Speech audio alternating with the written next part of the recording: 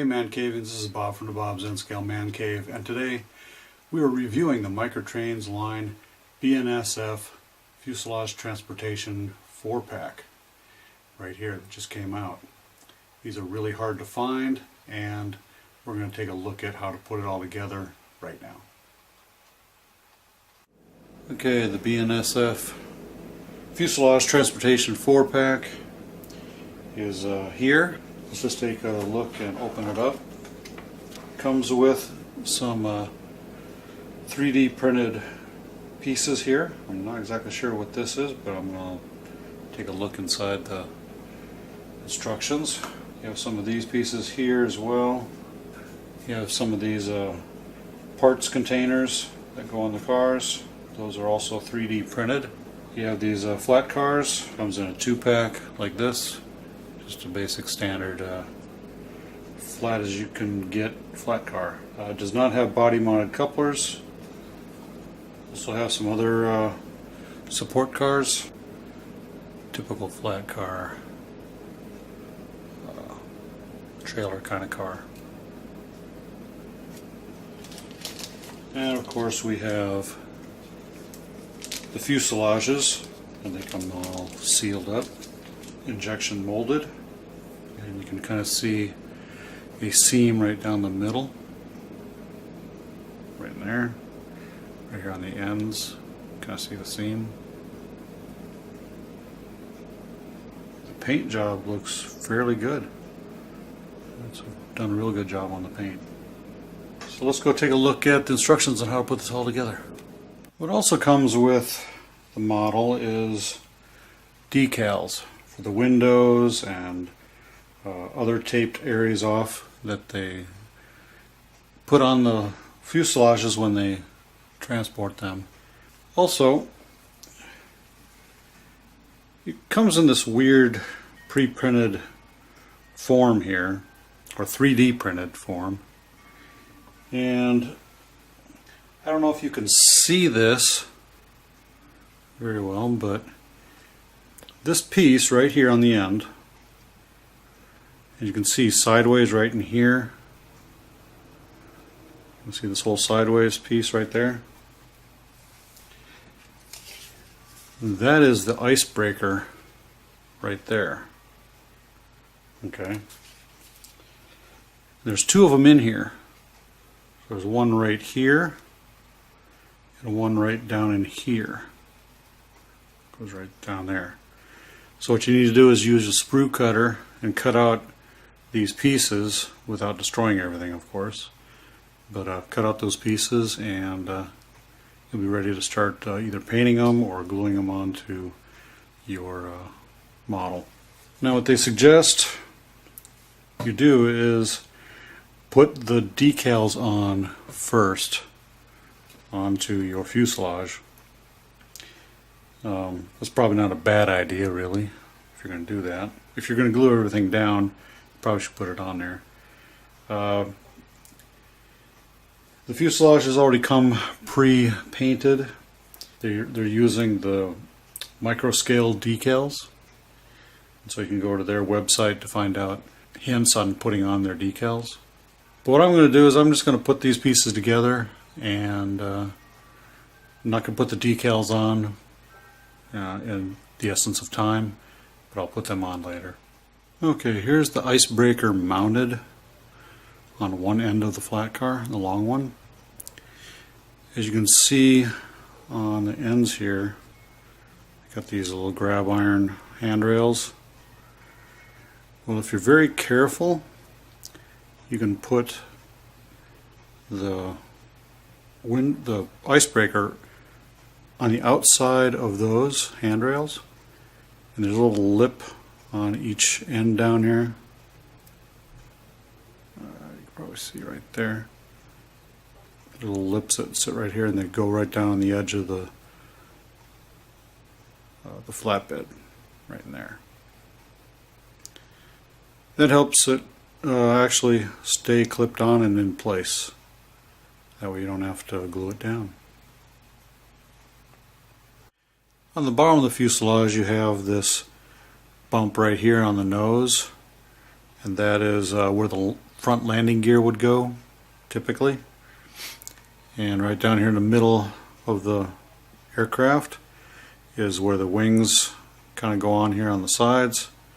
Well, this little area here where the wheels theoretically would be attached to the fuselage, this is where you put your mount. And so you have these raised and lowered places right here.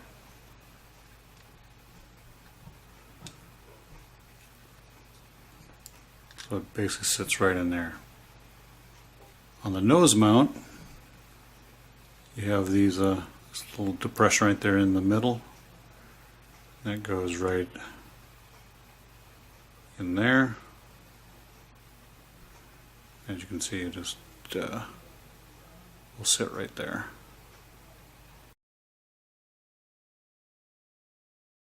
Now you probably should glue these in place.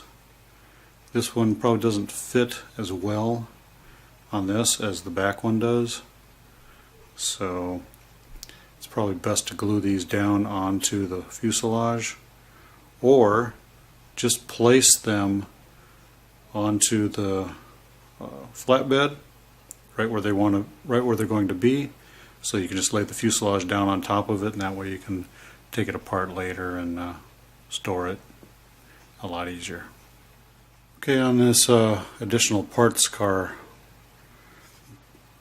flat car, this is the front where the wheel is.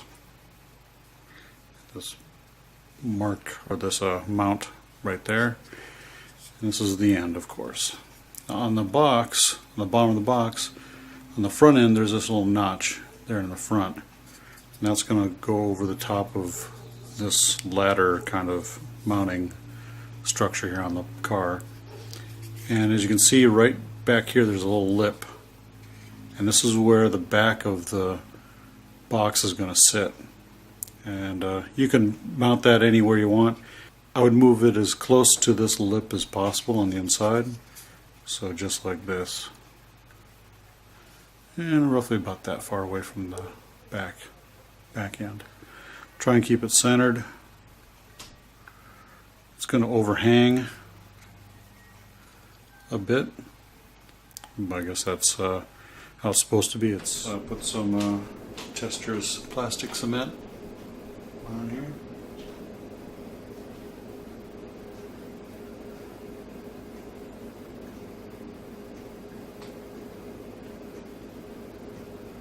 Line it up where I want it and glue it down.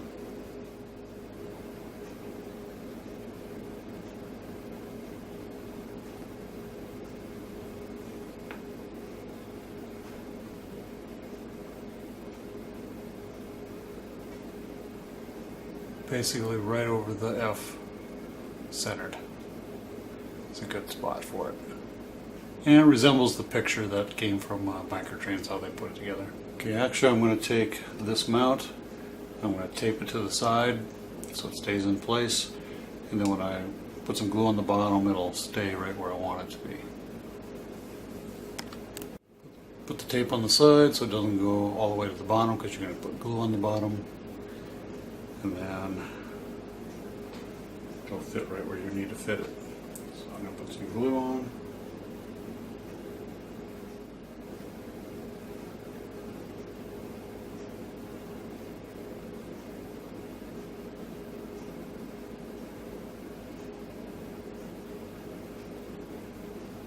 Verify that it's sitting in the right place on the nose gear mount, and that it is centered on the back mount as it's gluing down. Be careful not to get glue on your fingers, because touching the top of or the side of this model puts a big old glue fingerprint in it, and kind of dissolves the paint. I just did that on the top of my model. So now that these are drying, the mounts are drying to the flatbeds, and the boxes are drying to the other flatbeds. Just gotta sit there and wait for a little bit.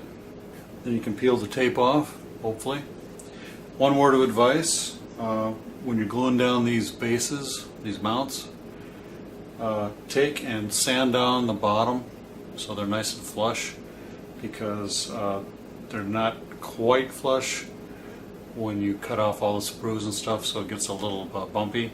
And we're going to take some close-ups here of this 89-foot flat car.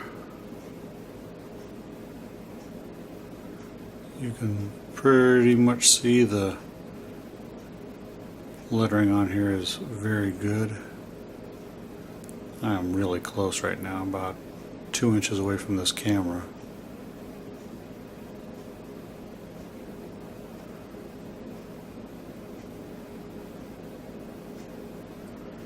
And you can see it has some pipes right here that are separately applied, little brake lines. Go all the way down here to these right here.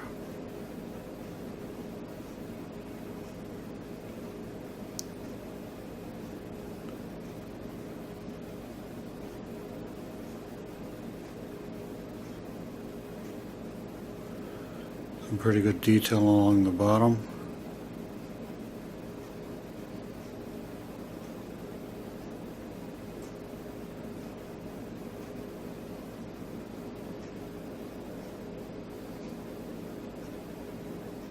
Okay, the spare parts car and box is all glued in here, but here's the details of how that looks.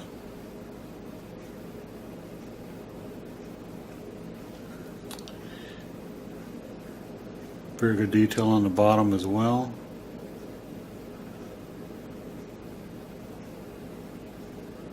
And you can see the detail of the brake wheel and the lettering on the sides.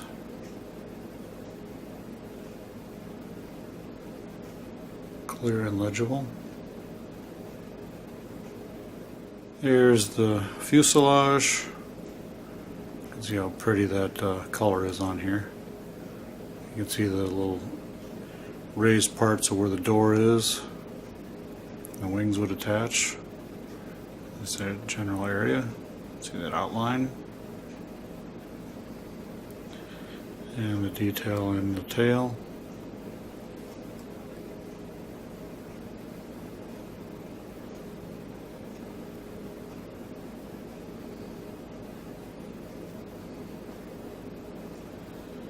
Pretty good model. I mean, we're really close up, so it's really hard to see these details from above.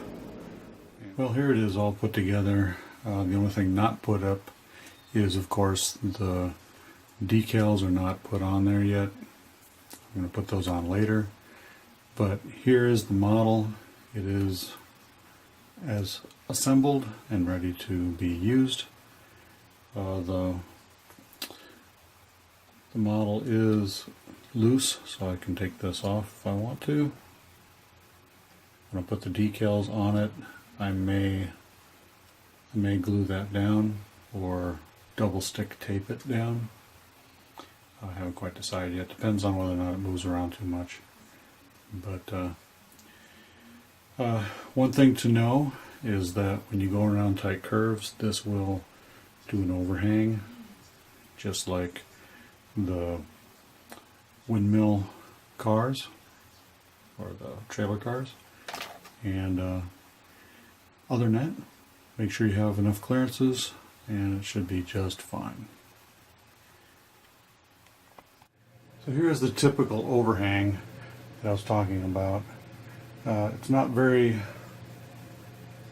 huge of an overhang like the windmill blades are, but it's still something that should clear pretty good with tracks alongside this one if you got a double track, so that's not too bad.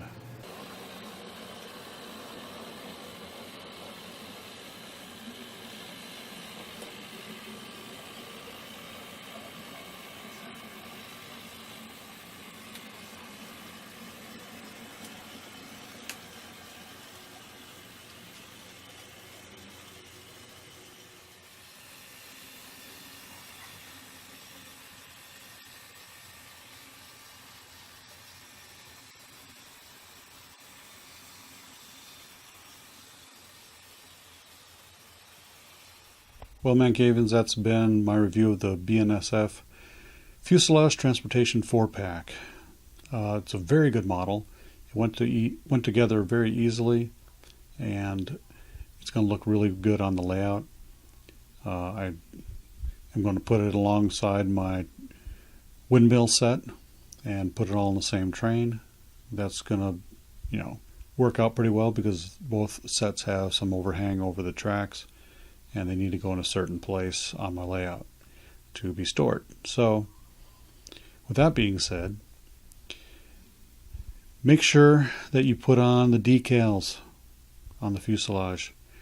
They're microscale decals, and you can find out how to install those on their website, microscale.com, I believe. I'm going to put a link down below here to that.